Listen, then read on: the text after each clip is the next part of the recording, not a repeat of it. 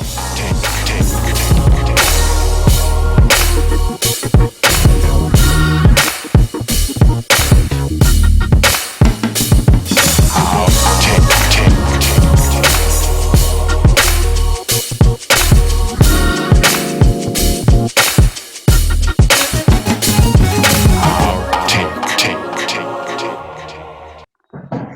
right, y'all, this is Our Take. This is Mark the moderator. Banks.com, the game is the game always. Avery, the process. Do not trade for Harden. Said don't trade for him. Yo, listen. So there's a lot of NBA stuff going on. The trades has opened up. Draft is tomorrow. Free agency starts Thursday. It's a lot going on with the NBA. So I'm going to start off and get your take on the whole rumors about Harden going to the Nets. Harden possibly going. There's another team that I just heard about that they posted, Boston. or he might be staying Boston. in Houston. Huh? Where? Boston. Boston. Boston. So, Boston. right. So, what's your take?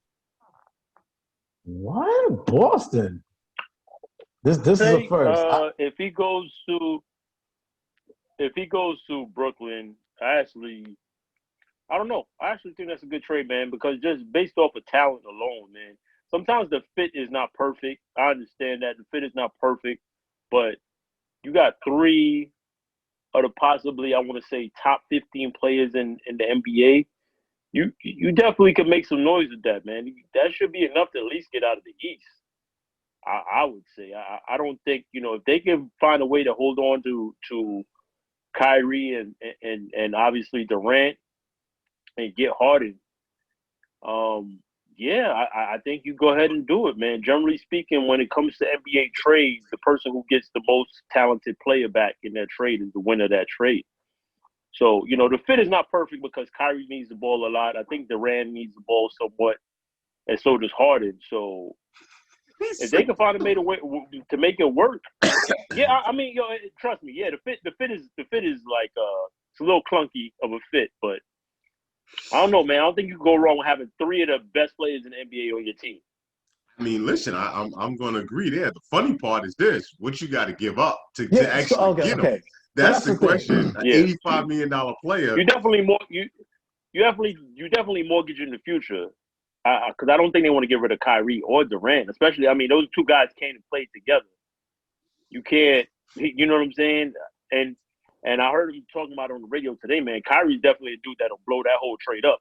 Kyrie will be like, "Yo, y'all trying to trade me? I'm retiring. I don't care. I'm out. I'm not doing this." Especially, and that's kind of foul if you really think about it. That's foul if you think about it. He did come to Brooklyn to play with his boy. And you never got to do that, and y'all trying to trade him. That would be very foul. Avery, what's your take, man? Okay, couple of things. The question is not the trade of Harden himself. The question is, if you trade for Harden, what version of Harden do you want Harden to be? Because you can't bring Harden to a team with Durant and Kyrie with the style of play that he played in Houston. That's a fist fight waiting to happen. You can't do that. I just don't see that. But you do know that it's the same system from Houston because Nash played under Dan and Tony. It's the same offensive system. It's not necessarily, Mark. Nah, I'm not gonna co-sign that. I'm not co-signing that. Yes, I hear what you're saying. Just because he played underneath him, I think Dan Tony kind of switched. He's never coached. Come on, stop, Mark. It's too early for this. You're right. We're too early in the show for this. I'm not even going to let you do this. Coach, but you just can't say because he played, that's the coach he played for, he's automatically going to be like that coach. Yeah. Who's the assistant coach there? I'm not sure. You know, Mike D'Antoni is assistant coach there? Coach that doesn't mean anything. Assistant coach where? At the Nets. I'm out. So I'm sitting here saying to you. Hold on now. So if we're going off of your philosophy, right, that would lead me to believe that Steve Kerr should have been running the triangle, or he should have been running Pop's offense, right? He did neither when he went to Golden State. He had never coached before either. Huh? Hold on. If you realize, no. If you realize he implemented Pop's system of the ball movement, that's what Steve Kerr did. Ball movement is not a Pop.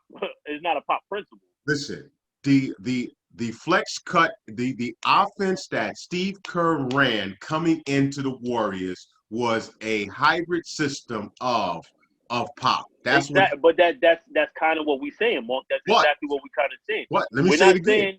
Listen to the points now. You got Nash, you got Dan and Tony, who's ran this system. This is their system. Only thing I'm saying to you is you're bringing Harden, who just came out of that system.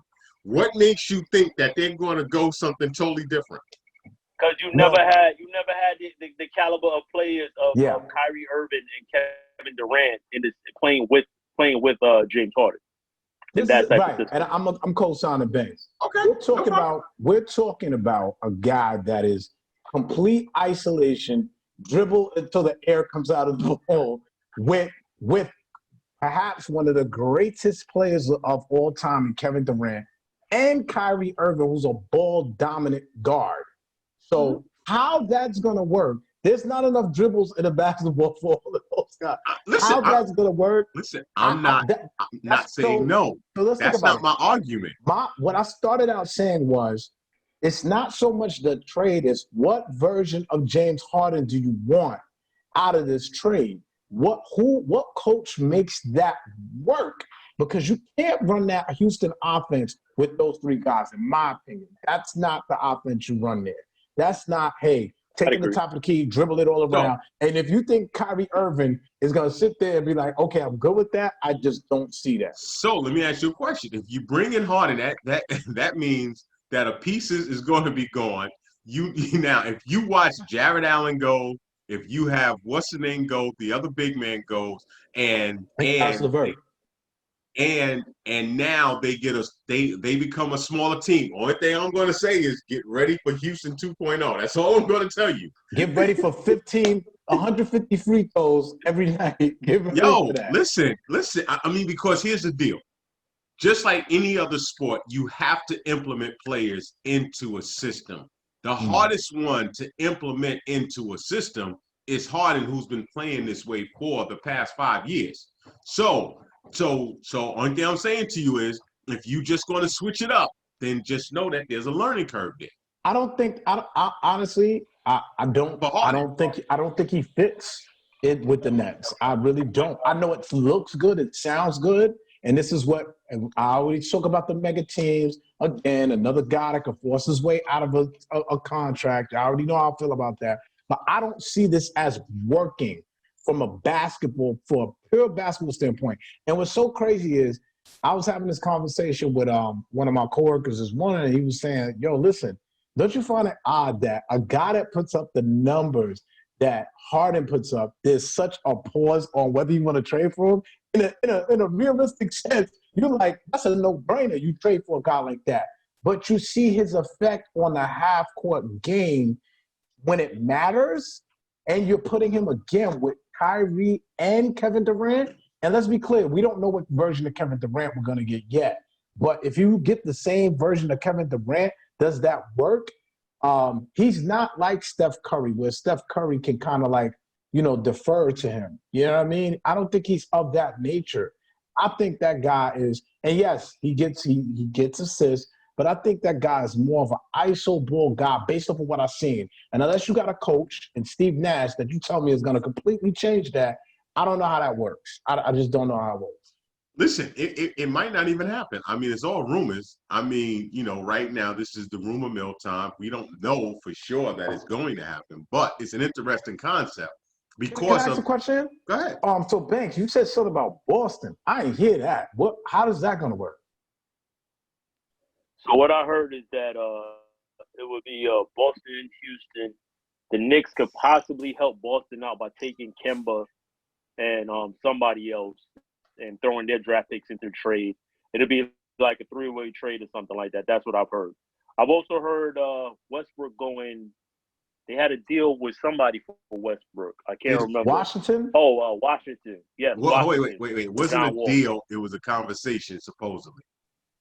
Not a deal. Not a deal. Right. A conversation. I'm sorry. Right. A conversation. Right. Nothing's set in stone yet. Right. This is all speculation at this point. Until something happens. But let's go back to Harden for a second. With everything going on, can Harden stay in Houston? Does that landscape work? With everything it that's all been depends going on on. what they it all depends on what did they even talk about. I mean, is this just rumors? Have they come to Harden and talked about a trade? Has he burnt out with the Houston scene and trying to get it done there? Maybe he needs to change the scenery. Who knows? I mean, I think that's all dependent on James Harden, really, if he wants to stay there. Well, one thing is this: for a team to try to trade 2 top players, that's going to be very hard because of what you're going to get back in return and what you got to give up. Houston would look, unless they get back some real key players, kid, Houston would just be basically giving up on this upcoming season because they would have nobody. They just traded Covington. So what's left if you get rid of Harden? They just traded Covington for who? They got I have to look at the trade, but Covington went. Hold on, I can tell you in a second. I'm living in a bubble, G. I'm like, what? This must have just literally happened. For Trevor Ariza, they got Covington went to Portland. Trevor and Houston got Trevor Ariza and the 2020 first round pick and the 2021 protected first round pick. What? And the Blazers are sending Houston's 16th pick. Oh, I just missed a whole for Covington. You got a first round pick for Covington. Yeah, I'm not co-signing. So that's why I said when you look a late first round pick. But when you look around, if you get rid of Covington, that means the only thing you left with is PJ Tucker and what's the other kid there? You got Tucker and I forgot the other kid's name. That's a starter. Oh, House. Not House. Eric. Daniel House. No. A starter. Eric Gordon. Yeah. You would have nothing. I don't know, man. Until something gets finalized, that we all talking speculation. But go back to the original point. I don't think Brooklyn is a bad place for Harden. I think you go wrong having three. I'm gonna tell you, cut it out a little bit. That's a little Brooklyn homer in you right there, just a little bit. Think about it. You're tied to Brooklyn. I'm not a Nets fan. But you don't have your tie to Brooklyn. Fan, bro. I know, but I'm not a Nets fan, bro. You know it is. It's always orange and blue skies, man. Always. So it's not even about Brooklyn and everything like that. I just think you can't go wrong with having 3 of the top 15 offensive plays in the league on your squad. Right, but that's what I'm saying. That's what coaching is. Coaching is you got to make it work. You got to make these guys believe that they're going to get their touches. And if Nash is a good coach and he can figure out a way to make it work, they're going to be a dangerous team. Yeah, you add Harden just to Kyrie and Durant in the East. I mean, right, you a top 2 team. You know what I'm saying? Off the rip. You know what I mean? However, again, I think what the question is Harden being, one of the best scorers over the past, 3, 4, 5 years, maybe we could argue 3 years, right? Do teams really want to mortgage all of that into James Harden at 31? Yo, hold on. Let's come right back. Let's address that. Yo, this is our take, y'all. We'll be right back. Peace.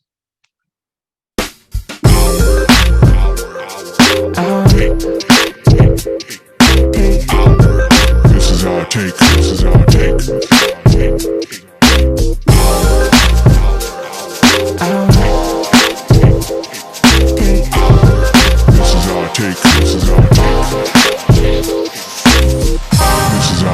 This is our take.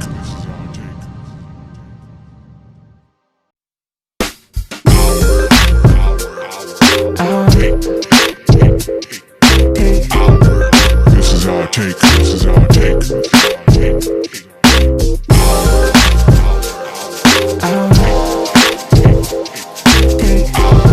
This is our take. This is our take.